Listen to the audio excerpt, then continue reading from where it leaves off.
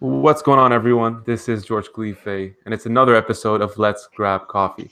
I'm here with David Priemer today, who's the founder and chief sales scientist at cerebralselling.com.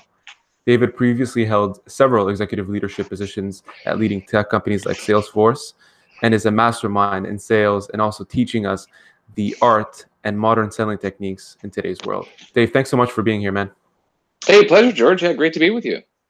So, quick question off the bat: what is cerebral selling?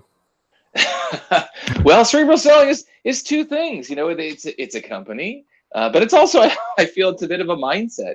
And so what is it? So cerebral selling is my sales training and consulting practice, and it's really all about asking and kind of diving deep into the why of modern selling, really understanding from a very foundational level the science, the data, the empathy, all of those reasons why the tactics that people use in modern day selling work or don't, right? And so it's all about applying that kind of very educational lens to the tactics that we see every day in the hopes of better connecting with modern buyers. I love it. And just talking about that mindset, Dave, I remember once attending a session that you were presenting on, and you said a very interesting kind of sentence. You said, what matters more is actually how you sell rather than what you sell, because that's what's being communicated to, whether it's a client, user, customer, and that's what's actually resonating with them. Can you kind of walk us through, different techniques that an effective salesperson would use in terms of how they're selling, their behaviors, their mannerisms, all these things? Yeah, well, I think even beyond the kind of the sales realm, I think modern organizations in general understand that the experience that customers have with their company is their product. So irrespective of if they sell a widget or they're a service-based organization, the experience you have is your product. So you could have the best product in the world with a crappy checkout experience, a crappy support or sales experience, and people will not acquiesce to that product. Right. And so like it's the same thing. So when you're looking into kind of the sales realm, this idea of like most people, if I were to ask this question, I think I may have asked this question at the event that you were at, George. If I were to ask most people, hey, do you like talking to salespeople? What do you think the answer is? Probably not. Probably not. That's right. And in Coming fact, from a salesperson. Dan Pink did a bunch of research for his book To Sell Is Human, and he found that when people use the word sales or selling, there's an 80% strong negative connotation to that. And a lot of the reason why, like when you think about so why don't you like talking to salespeople? The words that continue to pop up are things like pushy and self-interested, and people conjure up these images of like sleazy used car salespeople. And that really speaks to not what you sell. It's a car, it's a piece of software, it's a pair of shoes you bought in the store, but it's how you went about that sales process. Did you add value? Did you describe the impact that solution was going to have, that product was going to have to that person with emotion, right? Because that's at the end of the day, that's what people are buying. Did you successfully transition that customer from the sales process to the support process? Is how you described the value of what you do consistent throughout that process. So that's what I mean by the how you sell, irrespective of the kind of the product or service being so important. Well, so much of this is actually based on emotions, right? And I think a lot of sales is kind of behavioral psychology, and I'm sure you'd agree to that. But if we kind of uncover this, like when I went to university, I studied finance. I never really had a very disciplined kind of sales course. I'd go to events and extracurriculars and stuff, and that's where I'd get it. So do you think a lot of this is learned through experience, or are there real hard techniques that people can either read about or attend in seminars? What's kind of your take on that? Well, I think it's like anything else. I mean, you could learn lots of things by experience. You could learn how to build your own website, and how to walk a dog, and all these kinds of things. But yes, you can absolutely be taught these things in kind of a very purposeful way. And in fact, I actually believe that most bad sellers, like if you think about a bad salesperson you ever kind of interacted with, they're not bad people. Like they have significant others and they play sports and they hug their kids at night, just like everyone else does. But they're just executing a playbook and tactics that are outdated. And the reason they're doing that oftentimes is because that's how they were taught, right? They were never taught how to really think about the world of modern selling. They're just replicating a playbook of someone else who, said, oh, this is what you should do. And so, when you think about how you need to arm yourself in the future of the modern sales world, education absolutely is a critical factor, and certainly experience, because it's like anything else. If I wanted to teach you how to be a black belt in karate, I could just show you a bunch of videos of people doing the moves that you needed to do, but it would take a little while for you to develop the muscle memory of you actually engaging in those moves. And it's no different, in sales. Like, I can show you all the moves you need to do, and you will be markedly better than you were before, but it still takes that time and practice. But I think you need both. Yeah, totally. And I want to touch upon something actually, because this I found very interesting. When you said, if you ask someone like a general person, what their view is on a salesperson, is it positive or negative? More likely, it's negative. There's research that backs that up. I was recently doing a quick kind of sales workshop at the Ted Rogers conference, and students at the end, and I got this from like a couple of students, and I wanted to bring this up to you, but basically they said, George, well, in an industry that is not so positively looked upon, I mean, a lot of sleaziness in it and certain things that just the media kind of boasts. How do you carry yourself as a professional, and then how do you also present that kind of brand in a better standard or at a better light? So how do you kind of answer that, especially when it's not so positively looked upon? And are you referring to, like, how do we become great ambassadors for this profession, or how, as like a salesperson, what are some, life hacks to engaging in that very kind of, ethical and above board way? What are you looking for? The latter. Yeah, so, one of the things that I find, especially with young salespeople, and God bless the young salespeople, we need more people to be in the profession, is that when you get on the phone with them, let's say you're a buyer and you take a call from a business development rep, or you're like a young salesperson, oftentimes they're reading a script, right? Something that's prepared, something that was given to them. And oftentimes, and this exists in the modern sales world all over the place, there's what I call a sense of experience asymmetry. So it's just a word I made up, but it basically describes a situation where you have a young salesperson, right, trying to sell to a senior, more experienced level decision maker on the customer side, whose job they've never done. And so what happens is, as a young salesperson, or even I say young, I'm just using that as a euphemism, but just really anyone who kind of experiences that distance and asymmetry from their buyer, it tends to be a very mechanical process, right? We read the script, we don't really know what that person does on a day-to-day basis, right? But we're the ambassadors of the message. And part of the way that you can overcome that experience asymmetry is to really deeply believe in what you're selling. Now, I mean, there's a lot to unpack there, but imagine, like, let's say there's something you love in your ordinary everyday life, right? You have a pair of pants, a restaurant that you go to, and someone said, hey, I'm looking for a pair of pants or a great restaurant to go for my anniversary. Where would you recommend? You would just exude all this natural enthusiasm around this product because you love it. But what happens is, in everyday normal products that we sell as, salespeople in the workforce, we don't have that emotional connection.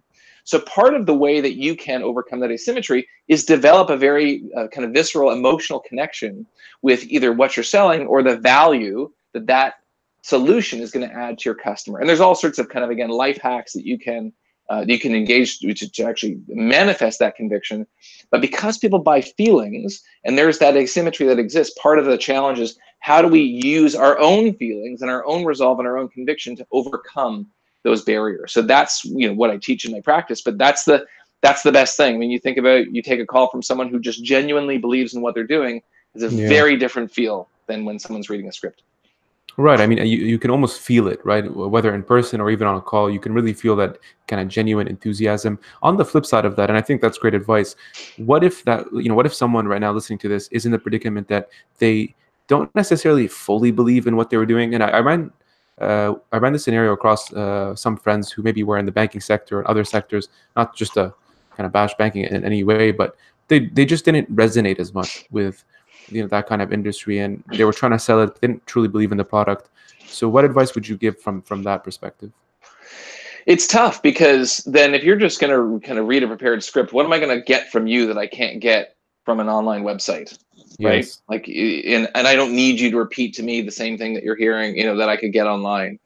And so, you need to, so first of all, it's a challenge. Like, if you've ever bought something from someone who didn't believe in what they were selling, like, why should we help those people be successful? Like, if they don't believe in what they're selling, then it's going to be very, very clear that maybe it's not something that their customers should invest in.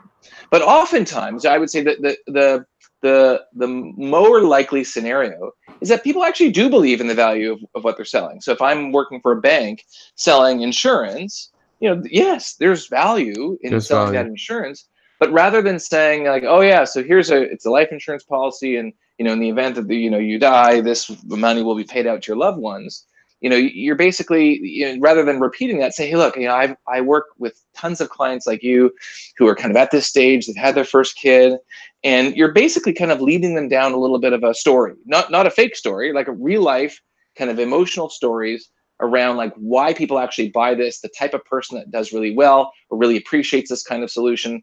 You're weaving emotion into it. You're talking about all the situations where they could actually use your solution, and even instances where it actually doesn't make sense for them to buy it, right? So all of these kind of little things in terms of how you tell the story, how you manifest that conviction, how you make your customers feel comfortable, that is what people kind of need to get to if they want to not only be successful in their sales roles, but advance the sales profession so that people don't get off put every time they interact with a seller.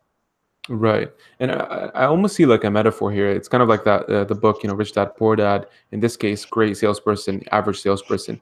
What are some common traits that you see that great salespeople are doing today that the average are not?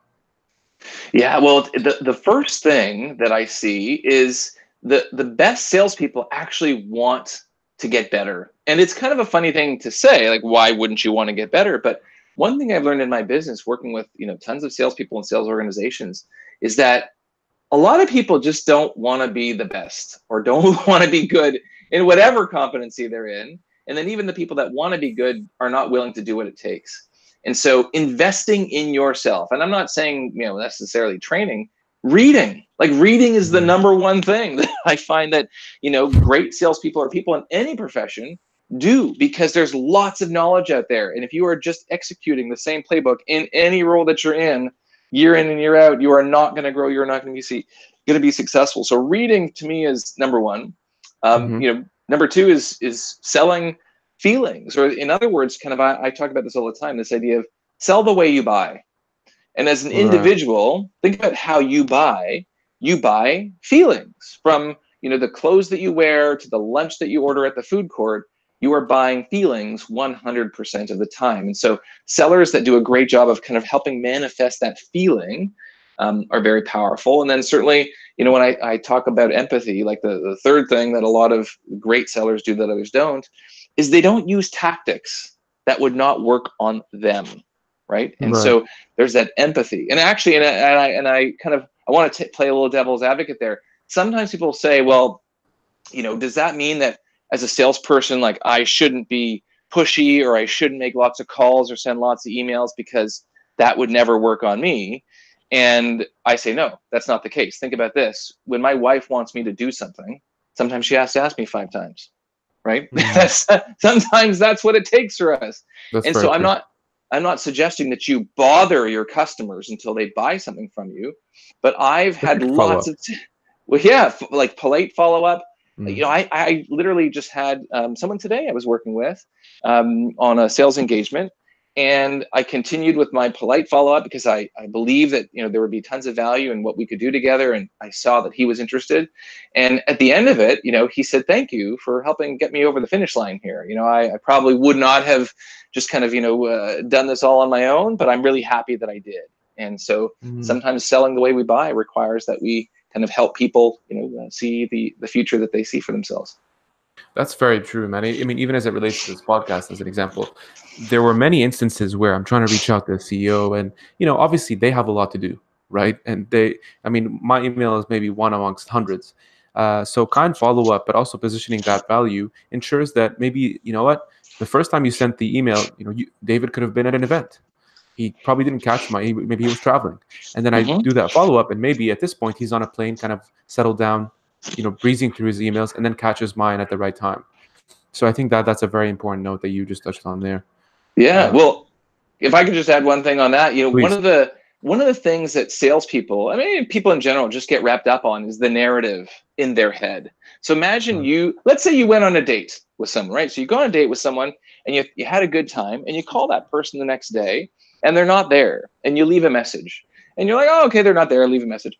And then they don't call you back for a day or two. And you're like, oh, that's weird. We had a great time. I don't understand. Like, why are they not calling you back? And then 5 days go by and they're like, you know what? I don't need that jerk. I don't know why. I don't know why they're not Yeah. calling me back. We seem to have a good time. And then you got to call a week later from the person, and they say, oh, you know what? I'm so sorry I didn't get back to you. I was in a, I had the flu and I was down, for a whole week. I couldn't even pick my head off the pillow. And you say to yourself, oh, it's okay. It's okay. Totally understand. Right. All is forgiven. And that narrative that's been going on in your head all of a sudden just kind of disappears into thin air.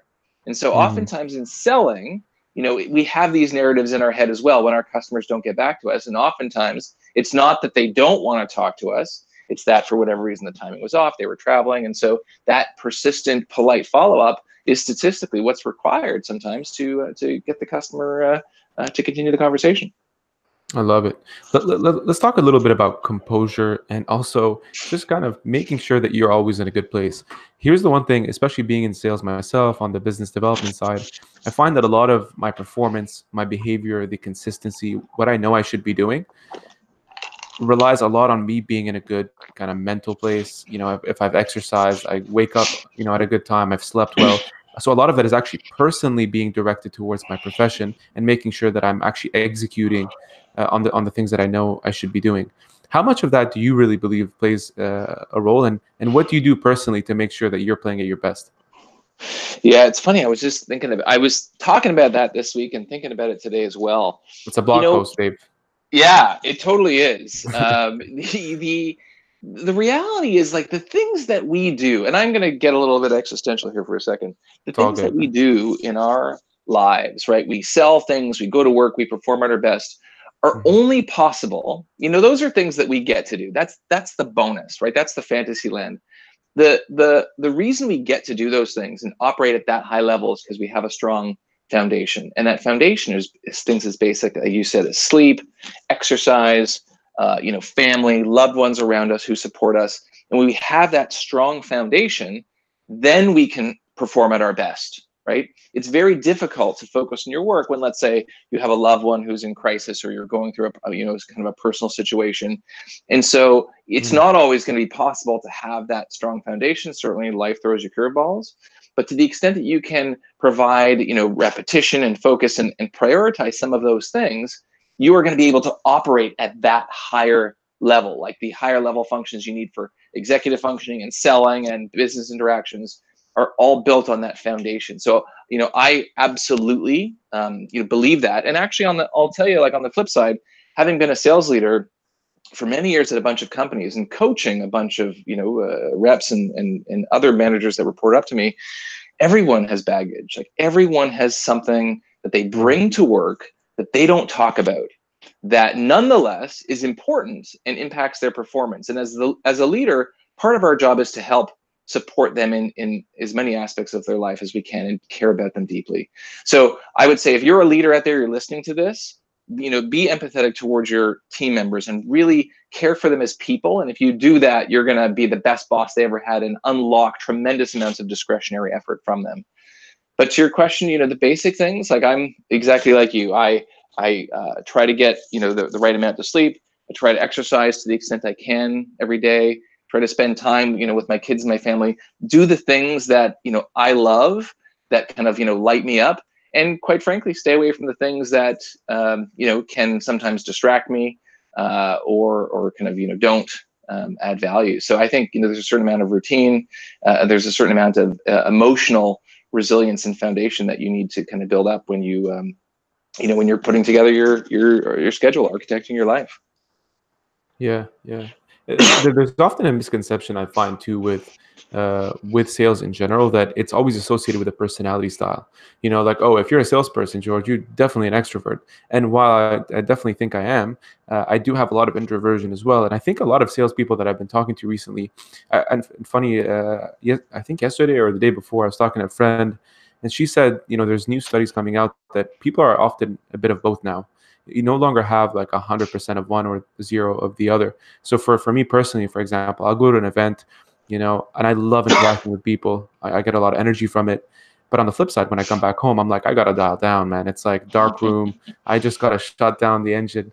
And so, how much of that is true? And for introverts who are listening to this, can you give them a bit of faith and optimism that they can also make successful salespeople?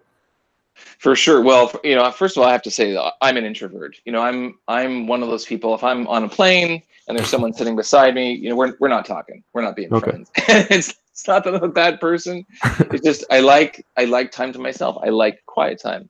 And this isn't necessarily, I'm going to say, my opinion. Again, I'm going to refer back to Dan Pink and his book To Sell Is Human, where he actually did this study. And the question was, do introverts or extroverts make the best salespeople? And what he found was that extroverts were more likely to get hired into sales roles, and in some cases more likely to get promoted up the chain in sales roles. But when they actually looked at the effectiveness of these people, meaning, what is their relative, quota attainment and contribution, all that kind of stuff, they actually found that the people that were the best and most effective sellers were the middle of the road. You thought I was maybe going to say introverts, but no, I mean, it's the middle of the road people, like the people who are not, exceptionally exuberant and extroverted, and certainly they're not the ones that were kind of extremely shy and introverted, kind of the middle of the road. For me, I am more of an introverted person. I think, based on what I do, where I started my career as a research scientist. I do a lot of writing. I do a lot of thinking. I get deep into what I do.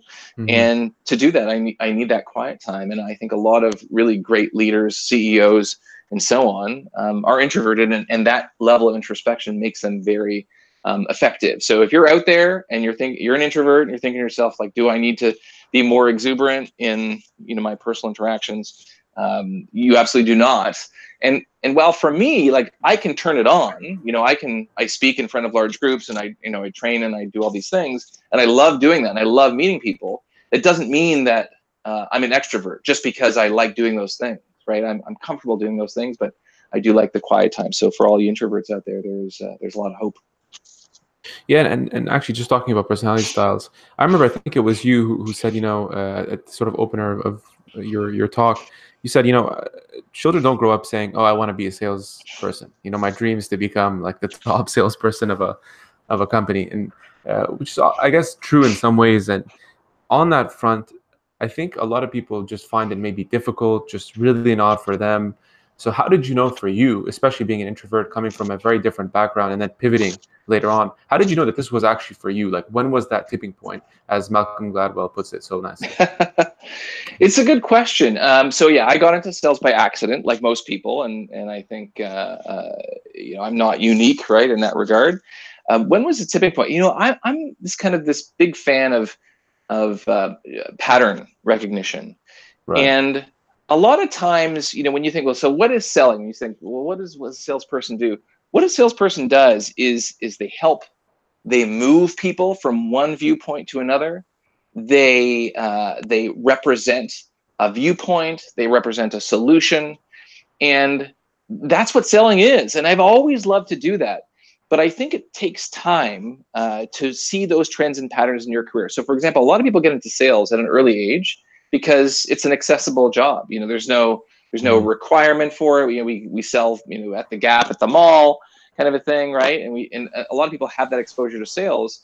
But this question of like, okay, well, how do I double down and invest in a full-on career in sales? For me, I ended up in sales by accident. I started my career as a solution engineer at a startup, and fell in love with it, because for me, it was all about really getting deep into a solution and a product and really understanding it at a deep level, helping the customer. And as a research scientist, that was what I did all the time. I was always very comfortable with kind of going deep. But what I realized was that sales was all about curiosity, right? Being curious about your customers' problems, and also the craft itself. Like, for example, math maybe hasn't changed all that much in 20 years, but the way people buy has changed tremendously. And I was always fascinated with, like, well, why do people not like salespeople? And when I said it like this, why did the person get it? When I said it like that, why did they not get it? And so for me, it took a number of years until I kind of equated modern selling with kind of my love of science and curiosity. And also as a salesperson who is earning commissions, and if you're good at what you do, making good money, it's a tough gig to walk away from. So The it was kind commissions, of, the bonus, yeah, for sure. yeah. Well, look, it's tough also to be. I totally empathize with sales reps. I mean, I had a quota for 20 years, and you're on like a monthly or quarterly It's cadence, tough, like man. producing number. Very, very tough. But if you like the competition, if you like, and I say competition like with yourself, right? Like if you're always trying to grind out and be better and learn, and you want a profession where you can make a lot of money if you do it well and have tons of success and help a lot of people, then sales is for you. And I think it takes a certain amount of time for people in the profession to really decide if that's what they want, right? And so for me, it probably took about, I would say, 7 years in till I said, hey, you know what? Like, I really love this. And for those of you listening out here in the podcast, if you are into sales and you really love it, but aren't sure if it's for you, like, that's okay too, right? You could do it for 5 years, 2 years, 1 year, kind of, transition to something else. It's actually better if you transition out of it if you're not into it, right? Because what will happen is you will just become disengaged, and then you'll just end up ruining it for everyone else when you do it in the wrong way. But yeah, so it took me, I'd say, about 7 years. But now, kind of, when I do what I do now, which is teaching the art and science of modern selling, well, the reason why I do that is because it probably took me about 15 years to realize that it was the teaching that I love to do and the learning that I love to do. And so that's for me why I ended up loving sales so much. So I think everyone's got to find their own reason for sticking in sales. But I would say for all of you out there, give it time. It's not like you're going to get into it and then necessarily a second later be like, oh, this is amazing, I got to do this forever, right? You have to find something deeper. Yeah, and just to add a bit onto that as well, Dave, and I love your answer because it really speaks to the depth of what one will go through, when finding their tipping point. So I really appreciate your context and transparency. The one thing I also found for me, especially within this year, I was doing a lot of sales training through work and other means. And I think the one thing I really learned was how much science there is behind this craft. And just like anything that you do, there's so much practice, there's so much consistency that goes behind it to really be a great professional within that kind of industry or vertical. And so there's so much that makes sales underrated, because from the onset it looks kind of easy to get into. Like, yeah, sure, I'll go into sales, it'll pay me commission, I just work hard and I'll make money. But often, when you start and when things don't go your way and things are challenging, the tough skin that you need to actually withstand those kind of tough months is very, very difficult, and it's not for everyone. So it is really an interesting place to be. Couldn't agree more. I like that. Now, one of the things I wanted to ask as well is, especially because you're a guy who really likes to learn, you went through the corporate route, but then you kind of ventured on your own.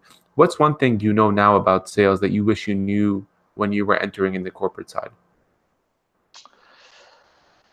Oh, that's a good question. One thing I wish I knew. I think part of it is just kind of the how to handle the cadence. It's very tough, as you mentioned, to kind of be on a treadmill every month. And in fact, part of the challenge with the sales profession in general is that when people are kind of on a treadmill and they have these, expectations of them, revenue production and all that kind of stuff, when the deadline gets close, they start doing strange things and they start behaving and just calling 100 people all of a sudden. Yeah, like in a manner that'd be inconsistent with how they would be in normal everyday life. And in fact, I was reading a really great book called Growth IQ by a former colleague of mine at Salesforce, Tiffany Bova, who's she's the Salesforce Global Growth Evangelist. She's fantastic. And she was talking about Wells Fargo and the culture that existed at Wells Fargo for many, many years, and kind of what led to, ultimately a huge downfall was just the fact that people were pressured to act in kind of unnatural ways. So I'm not saying that in your sales organization, that's kind of what you need to look out for. What I'm saying is that you need to be able to recover from that. You can't be going to work every day as if it's month end, right? And kind of acting with that unsustainable level of hustle and intensity. Right. You need to create a cadence in your workload. And so that's, I'd say, kind of, the biggest thing is to kind of, have an appreciation for that cadence and give yourself kind of emotional and mental outlets to be able to operate at that, peak level of performance. And the one thing I would also add, just for anyone who's out there who's like, let's say, a younger seller early on in their career, one of the things that I used to tell the young sellers that we used to hire back at Salesforce is that in the interview process, by the way, I would tell them this in the interview process. I would say 2 or 3 months into the job, you're going to want to quit. And these were, in a lot of cases, experienced salespeople, people who had been salespeople at other places. Salesforce is an amazing organization, and it's the Super Bowl of sales there. And in many ways, because of that, there's a certain amount of intensity, and you have all of these salespeople around you, doing the same thing and engaging in that same level of intensity, and it can be sometimes overwhelming. So my advice to, again, to salespeople starting out is like, it's okay if it's hard. It's good if it's hard, right? Once you push through that pain and you develop the muscles that are going to allow you to survive and thrive in that profession and in your company, you're gonna be unstoppable. And there's so many stories of reps who had that adversity. In some cases, didn't hit quota. Were on the brink of failure and turned it around and were just some of the most tremendous salespeople. So I would say develop a system and stick with it. David Priemer from cerebralselling.com. Thank you so much, man. I really appreciate all those insights, and I'm sure the community will take a lot of value for it. I'm going to link your website. The blogs too, by the way, for everyone listening, are phenomenal, really. And I don't just say that because I'm here with you right now, but really very productive, very tactical, and it's very micro content. It's not the the BS kind of fluffy stuff that you would see on other articles. So please check them out. Connect with David and make use of this great human. Thanks so much, George. It's a pleasure. Appreciate you, man.